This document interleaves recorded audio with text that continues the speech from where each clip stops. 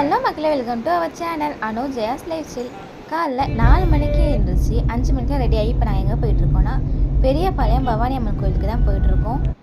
காலையிலேயே சீக்கிரமாக எழுந்திரிச்சதுனால எல்லாருக்கும் பசி எடுத்துக்கிச்சு. அதனால் போகிற வழியே ஒரு டீ கடையில் டீ குடிச்சிட்டு எல்லோரும் அப்படியே கிளம்பியாச்சு. நான் மட்டும் மாதுளப்பழம் ஜூஸ் குடித்தேன். இது திருப்பதி ஹைவே ரோடு தான். நாங்கள் ஷார்ப்பாக 7 மணிக்கெலாம் கோவிலுக்கு ரீச் ஆகிட்டோம். ஆடி மாதம் போல் எப்படின்னா கூட்டமாக இருக்கும்னு தெரியும். ஆனால் வேலைக்கிழமை தானே அந்தளவுக்கு கூட்டம் இருக்காதுன்னு நினச்சோம். ஆனால் கோவிலுக்கு செம்ம கூட்டங்க. பட் நாங்கள் சாமியை கடகடன்னு பாடுறது வந்துட்டோம்.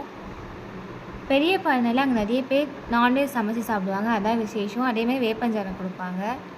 நிறைய பேர் பொங்கல் வச்சு மொட்டை அடிச்சுலாம் அவங்க வேண்டியது நிறைவேற்றிட்டு இருந்தாங்க. நாங்கள் இப்போ தான் கும்பாபிஷேகம் முடிஞ்சது. 48 நாள் முடியறதுக்குள்ளே சாமியை பார்க்கணுன்னு தான் வந்தோம். சாமியும் சூப்பராக தரிசனம் பண்ணியாச்சு.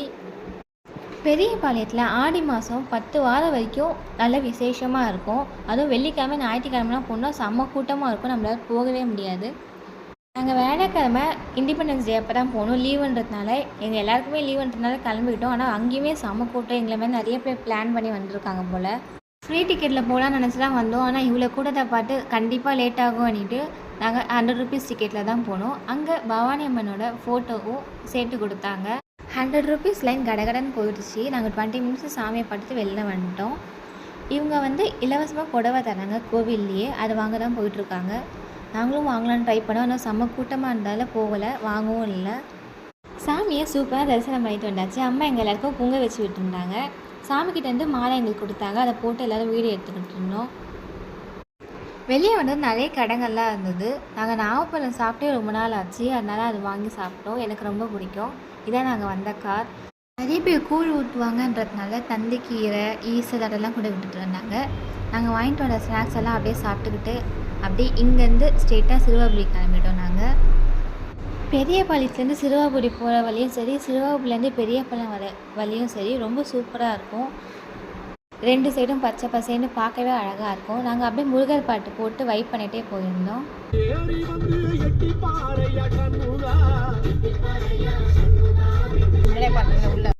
பெரியபாளையத்துலேருந்து சிறுவாபுரி 11 கிலோமீட்டர் தான். நீங்கள் சிறுவாபுரி வந்தாலும் சரி, பெரியபாளையம் வந்தாலும் சரி, 2 கோவிலுமே பார்த்துட்டு போங்க. 2மே ரொம்ப அழகான சக்தி வாய்ந்த கோவில்.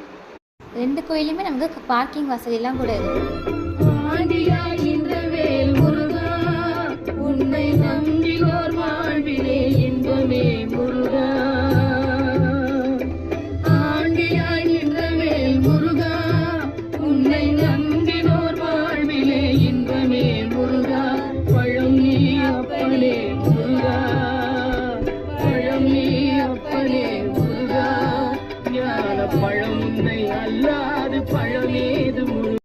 நீங்கள் பாடினது போதும், என்னை பாருங்கள், முருகர் எங்களை கூப்பிட்டாரு. ஆனால் எங்கள் இனிமையான குரலில் பாடினதை நாங்கள் நிறுத்த வேண்டியதாக போயிடுச்சு. நாங்கள் அப்படியே கார் பார்க் பண்ணிட்டு முருகர் தரிசனம் பண்ணலான்னு போயாச்சு. சிறுவாபுரியுமே ரொம்ப கூட்டமாக இருந்தது.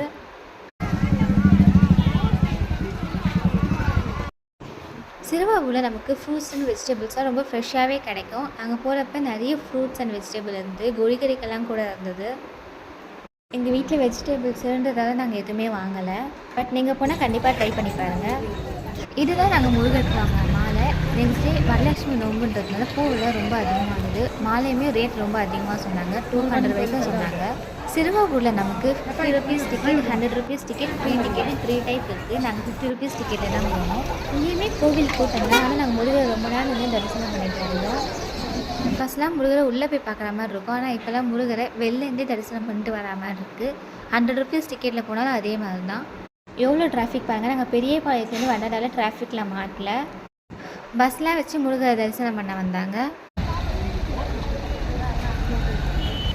இங்கேயே மார்னிங் பிரேக்ஃபாஸ்ட் சாப்பிட்டுலாம் நாங்கள் எல்லாருமே வந்தாச்சு. நீங்களும் வந்தால் கண்டிப்பாக இந்த ஹோட்டலை ட்ரை பண்ணி பாருங்கள். ஹோட்டல் கூட கிடையாது, ஒரு சின்ன வீட்டுக்கு கீழே கடை மாதிரி தான் வச்சுருக்காங்க. ஆனால் டேஸ்ட் ரொம்ப சூப்பராகவே இருந்தது. அந்த பொடினா வேறு லெவலில் இருந்தது. எங்கள் எல்லாருக்குமே ரொம்ப பிடிச்சிருந்தது. இதே மாதிரி அடுத்த விஷயம் எங்கள் சொந்த காரில் முருகர் தரிசனம் பண்ணோம். அவர்கிட்ட ஒரு அப்ளிகேஷன் போட்டு சிறுவாபுரிலேருந்து அப்படியே ஆண்டாள் குப்பம் முருகர் கோயில் போக கிளம்பியாச்சு.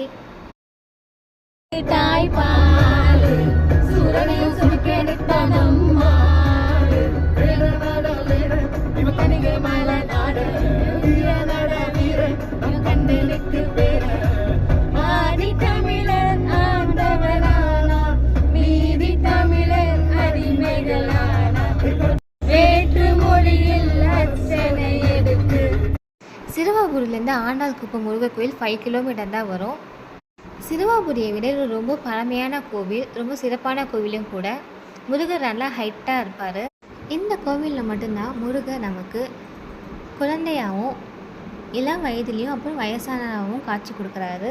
அது மட்டும் இல்லாமல் முருகர் பிரம்மரை தள்ள கொட்டிட்டு ஸ்ட்ரெயிட்டாக இங்கே தான் வந்தார் அப்படின்னு சொல்கிறாங்க. இந்த கோவிலில் முருகர் அவரோட 2 கைகளையும் அவரோட இடுப்பில் வச்சுட்டு நமக்கு காட்சி கொடுக்குறாரு. அதான் இந்த கோவிலோட சிறப்பும்.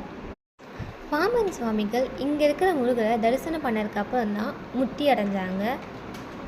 இது ரொம்ப பெரிய கோவில். நாங்கள் அப்படியே சூப்பராக முருகரை தரிசனம் பண்ணிவிட்டு கோவில் சுற்றிட்டு அப்படியே கொஞ்ச நேரம் உட்காந்துட்டு அப்படியே அங்கேருந்து கிளம்பிட்டோம். இங்கே நிறைய பேர் பொங்கல் கூட வச்சுருந்தாங்க.